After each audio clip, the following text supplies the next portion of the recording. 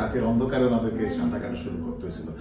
দীর্ঘ ৩৭ বছর পর ইংলিশ চ্যানেল পাড়ি দেয়া বাংলাদেশের দুই সাঁতারু মাহফিজুর রহমান সাগর ও নাজমুল হক হিমেলকে অভ্যর্থনা জানিয়েছে লন্ডনে বাংলাদেশ হাইকমিশন। বুধবার বিকেলে লন্ডনস্থ বাংলাদেশ হাইকমিশনে অভ্যর্থনা জানানো হয় এই দুই সাঁতারুকে। নাজমুল কিশোরগঞ্জের ছেলে আর সাগরের বাড়ি পাবনায়।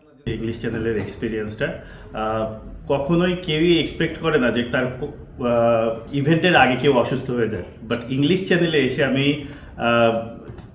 সি সিকনেসে তৈরি হয়েছিল। যখন আমি চীনে থাকতাম তো একদিন ও এই জিনিসটা প্ল্যান করতেছিল, আমি ও কৃতিত্বটা ওকে দিতে চাই যে আসলে ও যদি আমাকে ওই সময় মানে যোগাযোগ না, আমাদের সবসময় যোগাযোগ হয়, যদি ওই সময়টা যদি আমাকে ওই টাইমটা যদি না বলতে যে ভাই চলেন একসাথে একটু করি। এর মাধ্যমে বাংলাদেশের তরুণরা নতুন নতুন চ্যালেঞ্জ গ্রহণ করতে আরো বেশি আগ্রহী হবে, এমনটি মনে করছে হাইকমিশন।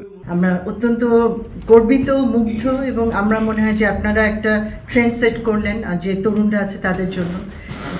ব্রজেন দাস বা তারপরে যে দুজনের কথা আমরা জানলাম, বেশ অনেকটা বছর পার হয়ে গেছে, ৩৫ বছর। তা আমার মনে হয় যে আপনাদের এই সাফল্য যারা নতুন আছে, এই যারা নতুন সাঁতারু আছে তাদের জন্য একটা দিক নির্দেশনা বয়ে আনবে, এবং আমাদের জন্য আরও এরকম আরও গর্বের জায়গা, নতুন নতুন বিজয়ের ঘটনা আরও তৈরি হবে বলে আমার মনে হয়। এর আগে মঙ্গলবার স্থানীয় সময় মধ্যরাত ২:৩০টায় ইংলিশ চ্যানেল পাড়ি দিতে নামেন তারা। সাঁতার শুরু করার পর ৩৪ কিলোমিটার শেষ করতে তাদের সময় লেগেছে ১২ ঘন্টা ১০ মিনিট। বিখ্যাত এই চ্যানেল অতিক্রম করা প্রথম এশীয় ও বাঙালি ব্রজেন দাস। ১৯৫৮ থেকে ১৯৬১ সালের মধ্যে মোট ৬ বার চ্যানেলটি অতিক্রম করেন তিনি। ১৯৬৫ সালে ইংলিশ চ্যানেল পাড়ি দেন আব্দুল মালেক। স্বাধীনতার পর বাংলাদেশের প্রথম সাঁতারু হিসেবে ১৯৮৮ সালে ইংলিশ চ্যানেল পাড়ি দেন মোশাররফ হোসেন। Lipton Kumar, channel 24, London.